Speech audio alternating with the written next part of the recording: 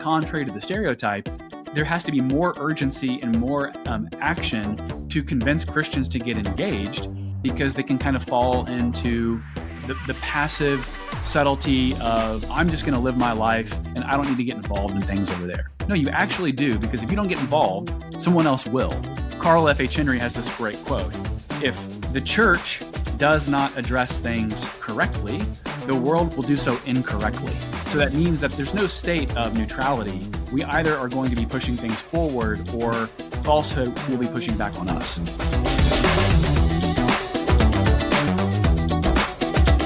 You're listening to Faith in Action. I'm your host, Matthew Nowlin. And I'm Shawn Graham. We lead Conservative Christians of Tennessee, and we're thankful you're joining us today. Conservative Christians of Tennessee exists to analyze political policy and politicians in Tennessee, and all from a conservative Christian worldview. We want to glorify God by helping you to glorify God. So please don't hesitate to send us any questions or comments via email. You can reach me directly by emailing matthew@tnchristian.com. Or Shawn, SHAWN, @tnchristian.com. You can also find me on X. I'm @MNBookman. Today's show is sponsored in the West Tennessee area by the #1 lawn care company in the Mid-South, Herbie Systems. Summer is here, you might have felt it, and Mid-South lawns need the expert treatment you can only get from Memphis's best local lawn care company since 1984. If you want to keep your grass healthy and beautiful year-round, the team at Herbie Systems can help. They offer lawn care services to residential and commercial companies in the Mid-South. Their services include fertilization, weed control, lime treatments, aeration, overseeding, grub control, lawn disease control, and more. Trust this work to the experts at Herbie Systems. Call 901-451-8214 today and let them kill your weeds. Our scriptures for today are from Jeremiah, the 33rd chapter, verses 14 through 15. Behold, the days come, saith the Lord, that I will perform that good thing which I have promised unto the house of Israel and to the house of Judah. In those days and at that time will I cause the branch of righteousness to grow up unto David, and he shall execute judgment and righteousness in the land. In the salad days of President Ronald Reagan, a conversation about personal responsibility would often end up talking about welfare or other government assistance programs. It was around that time that our American culture began to look at welfare with much more disdain. Before the 80s, to be on welfare or to take a handout was seen as unmanly or even wicked and slothful. Fast forward just a couple of decades, and our cultural views on personal responsibility have now come to mean that there are no handouts that are not acceptable, and there is no dependence on the government that is not welcome or unwanted. Listeners, you may remember that we ran many hours of programming on that principle as the debate over so-called school choice raged in Tennessee. We eventually lost that battle, but we continue to stand on the principle that families are the ones that are able to choose what is the best path for their child's education. And you can go back and listen to past episodes on how we showed that family discipleship needs to happen without government assistance. The reason we stand so hard on this is simple. What one generation allows, the next generation will embrace. We've seen that clearly in the Western Church. A few generations ago, family devotions and Bible memorization were the norm. Now they're unheard of. A few generations ago, families would discuss political and biblical principles around the dinner table, and the children would develop mature reasoning from hundreds of hours of Christian thought. Now, if The Chosen doesn't show a group picture, most families wouldn't even know who the 12 disciples are. Listeners, you are here because you're hungry for the quality Bible preaching and teaching that Bot Radio provides. We love that you're trying to grow your faith and walk more closely with the Lord, but you are not the average person in the pew. You are exceptional. And that is why we love to bring you high-quality guests. We know that you're looking to mature your faith, and that's why we take pride in doing the show well for you. We're blessed each week because we know you too will be blessed when we bring you great Christian guests that provide spiritual aid on our shared journey. And in that light, today we're glad to welcome author and professor Andrew T. Walker to the show. Dr. Walker is the Associate Professor of Christian Ethics and Public Theology, and he is also Associate Dean of the School of Theology and Director of the Carl F.H. Henry Institute for Evangelical Engagement.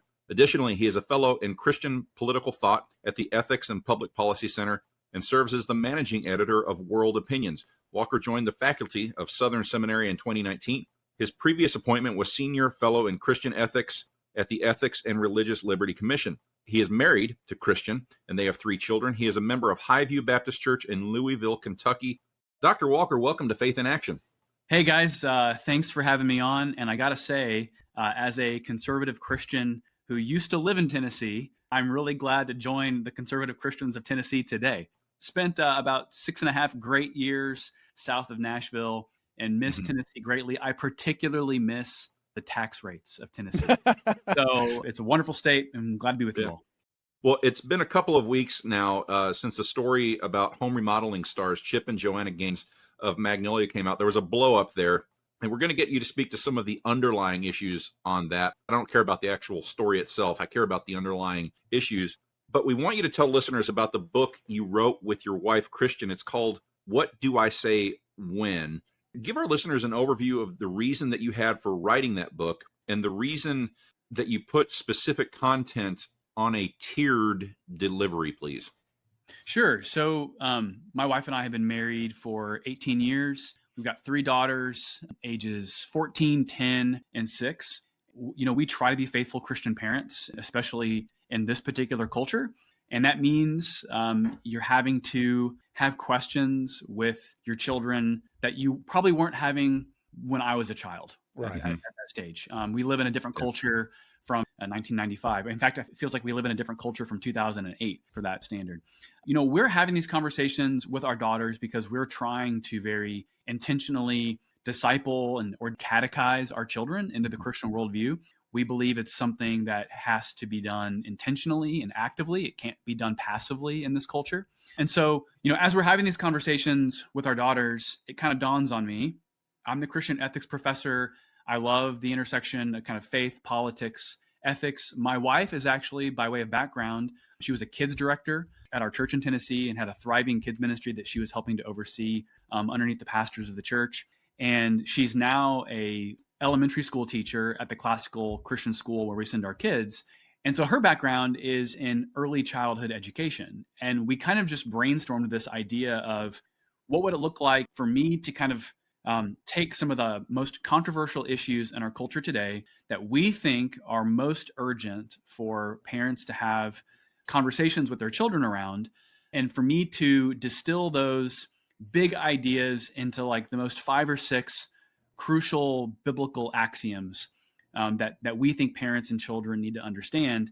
But then how can we communicate those things in age appropriate ways? And so that's where I think my wife complimented me in this project, is that I'm able to kind of give the heavy Bible teaching, ethical teaching in the first part of the chapters. And then my wife comes along and we have this idea of how to communicate these truths to children roughly age 4 to 8, 8 to 12, and then 12 to 16, knowing that there can be some differences in the margins about kind of where kids are in their development and their readiness to have these conversations.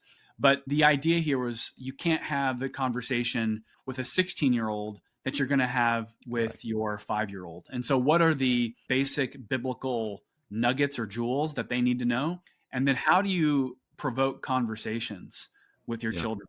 Just by way of example, of really kind of how this came to fruition, a few years ago in Kentucky, there was a pro-life measure that was on the ballot.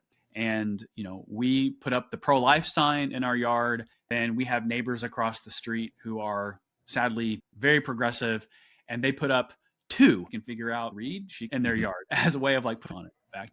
And so, our middle child at the time, she could read, she can figure like what's this pro-choice type of language. And that led to a conversation where we had, I guess it was our 6 or 7-year-old at the time. There are people who believe that babies inside the wombs of mothers can be killed. Yeah. And we think that that is absolutely wrong as Christians. And so we've got to figure out, how do we convince others who disagree with us that we do disagree with them, but we also love them and we want them to see the truth. But then it also provided an opportunity for us to actually reaffirm these biblical principles with our daughter, to say, Catherine, we want you to know through this big cultural debate, you were always loved in your mother's womb. You were always welcomed and received. And this was never something that we thought would be an option. And so your life is a given. And we want the attitude that we had towards you to be the attitude that all parents have towards their children in the world. Amen. That is a conversation that's so interesting, because you can talk to your child about that, but in training your child to talk to other people on this, it's such an offensive topic. Yeah, well, there's something else about this, is that one of the beauties of Christian truth is that it's beautifully simple, right? It's not Mhm. simplistic, but it's Yeah. simple. And Right. when our 6-year-old at the time is being explained, using sanitized language, what abortion is, she's morally aghast because she Mhm. thinks, why would a mommy want to Right. kill her baby? Mhm. And there's this like intrinsic, the law Yep. written on the heart. There's this obviousness. Life is precious. Why would we have a society that allows babies to be killed? And I think this speaks to the Christian in today's society, is that the role of sin and rebellion is to actually complexify things that are actually really simple. We were recently on vacation. My youngest daughter made a friend at this resort we were at, and the friend that she befriended had so-called two dads. So, she's playing with this child, and even our youngest child at the time is picking up that this child doesn't have a Yeah. mom in her life. Yeah. And, there's these questions of like, well, where's the mom? And Right. why is it that the innocence of a 6-year-old can pick up on these natural truths That's right. that girls need moms and dads, but boys need moms and dads? Right. And it's our culture that does its darndest to Yeah. try to reverse engineer these truths into making things harder than they need to be, and to Right. implant in the minds of impressionable youths coercive ideologies Mhm. that treat everything as a matter of indifference. I'll often say in Amen. my classes, the natural law finds a way, right? You don't have to spend a lot of time explaining to a child Yeah. why life deserves to be lived or why children need moms and dads. They just get it naturally. That's right. Yeah. Competence is the only thing that DEI can't really mimic. I heard somebody say the other day, competence, of course, in relationships like this, is the only reproductive competence to be found is when you combine a man and a woman. That's just evident. Natural law, as you said, finds a way. So I like that phrase very much. I like that your book is conversational in tone. I love the format, and it's simple. It's 10 topics, but one of them's on political engagement. I think it's Christian that says it, not you. She says the same Christians that are upset about the corrosive effects of Western culture, those are the same Christians that don't know the name of their local representative, or they chafe at the idea of running for school board because it would take some time. You expound off of that about how politics and government structure, they're biblical. And you list verses, and you're really going through that. You're clearly telling the church that you got to know your stuff if you're going to engage on these topics. Absolutely. I got my start professionally right out of seminary working for a family-based public policy organization in Kentucky. And it taught me that you can do a whole lot more to affect like your local government or your state at the local level more than you can at the federal level. Amen. And because of like the news cycle that we live in, we immediately want to federalize everything. And obviously like federal level issues, obviously important, but I think that there's this kind of like inverse relationship that the further off something is, the more angry we get. And the more local something is, the more distant we seem from it. And I've never thought of it that way. But, like Louisville, where I live, is disproportionately very progressive and very blue. But that raises the question, well, then what do you do about that? You can complain about it all that you want, or you can do the things that are inconvenient, that take time and potentially money, which is to run for office. Right. And I think this gets back to one of my principles that I've kind of observed, that most Christians just want to be left alone to live their lives. Like their moms and dads, their employees, it's kind of the left that is the most aggrieved and the most aggressive. And they want to be the ones to kind of like take things to the mat. And one of the things I want Christians to learn about when it comes to culture and government is that the side that wants to be left alone the most is the side that is going to lose. Because I think this actually speaks to how we think about the nature of truth and falsehood in light of Genesis chapter 3. Falsehood is going to almost more naturally surface because of man's revolt against God. And so what that means, and Bill Buckley used to say this, and it's one of my favorite quotes, if history has taught us anything, it's that the truth does not naturally surface. Truth has to be actively contended for. So I'll hear some people say, well, the truth will win out. And I believe that from like the ultimate perspective of history, but I think there can be like a naive anthropology behind that. If you think that just living your life naturally means everything's going to be okay. Like, no, actually, you have to actively vote. You have to take control of things where you can actually have a sphere of authority to take control in. I remember a couple of years ago, it was the same abortion referendum. I was giving a talk at the Kentucky Baptist Pastors Conference, and I asked the question, how many of us in this room potentially just didn't vote? I'm not talking didn't vote in the referendum. How many of us as pastors or leaders just didn't take the time to go to the polls? How many people in our congregations didn't vote? And, I don't have any anecdotal statistics to tell you what those numbers are, but the stereotype of kind of like the progressives on Christians is that conservative Christians are just politically obsessed. We spend all of our time watching Fox News. That's actually not true statistically. It's the other side of the aisle that is actually far more politically obsessed. And so I actually feel like, contrary to the stereotype, there has to be more urgency and more action to convince Christians to get engaged, because they can kind of fall into the passive subtlety of, I'm just going to live my life and I don't need to get involved in things over there. No, you actually do, because if you don't get involved, someone else will. Yeah. Carl F.H. Henry has this great quote: if the church does not address things correctly, the world will do so incorrectly. So that means that there's no state of neutrality. We either are going to be pushing things forward, or falsehood will be pushing back on us. Yeah. Listeners, we're talking with Dr. Andrew Walker about the book he wrote with his wife, What Do I Say When? It's not a large volume. It's an easy read, well organized, but you have to buy this book today if for no other reason than the resources he provides, the scripture proofs he includes for each topic. They're solid. The list of resources he gives for you to use to build your knowledge base and stay informed is worth the price of the book. In the concluding chapters, they have a list of many of the people that we tell you about each week, friends of the show. Is the number of resources different, the quality different than it was, say, even 10 years ago? That's a good question. My immediate answer would be yes. And the number of resources that I would trust would be fewer in number than 10 years ago. I think over the last 10 to 15 years, there's been some divides, some inflection points in evangelicalism, where we've seen a lot of otherwise mainstream institutions, I think, kind of fail to read the times adequately. And maybe themselves aren't doctrinally or ethically liberal or progressive per se, but it's that they've failed to recalibrate to the cultural moment. I don't want to name them right now, but there are institutions that I can't say are innately and intrinsically bad or holding to the wrong convictions.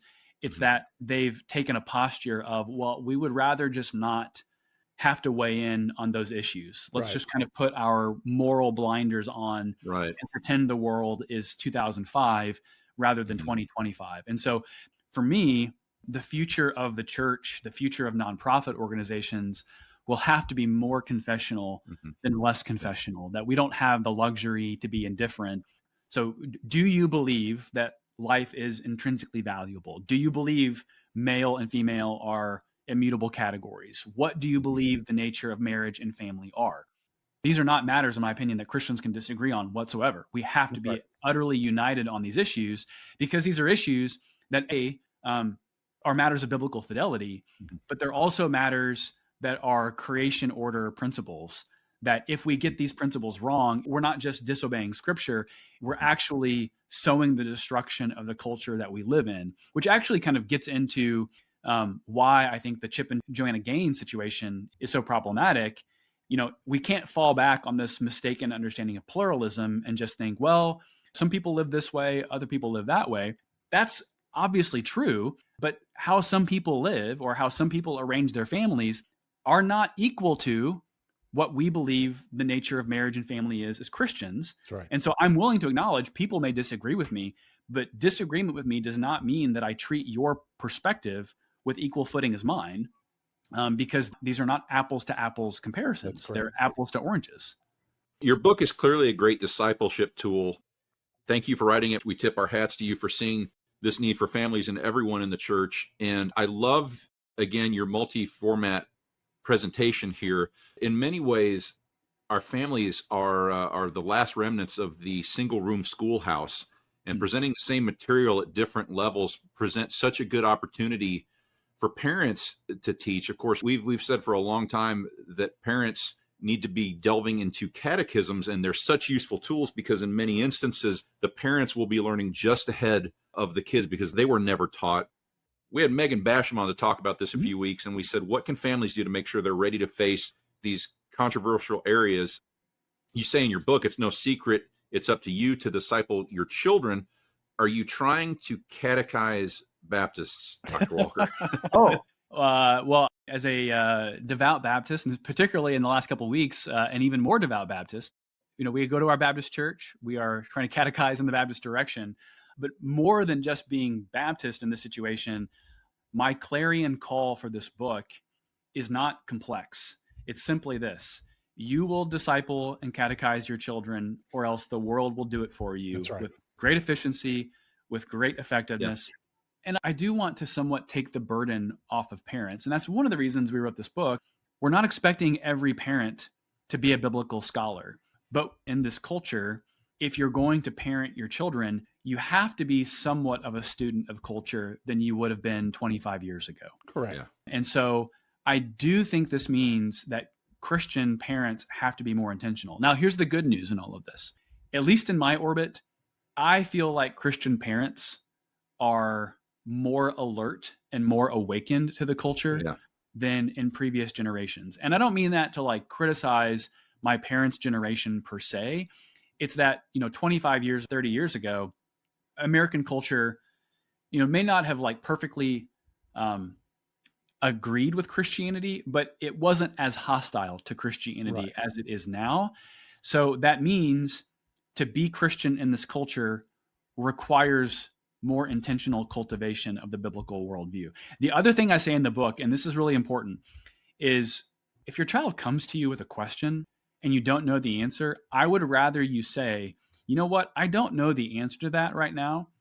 Let me do some study and we'll come back and have this question. Because I think the worst thing you could do is to give your child the wrong answer. Yes. And I think we need the permission slip to know that we're not omniscient.